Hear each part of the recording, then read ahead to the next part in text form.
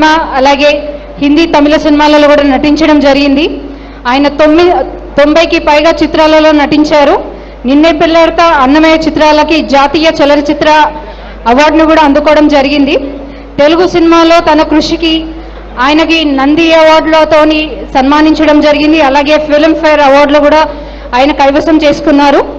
ఆయన హైదరాబాద్లో blue cross మరియు టీజేడ్స్లో సంబంధం ఆయన ప్రముఖ పరోపకారి.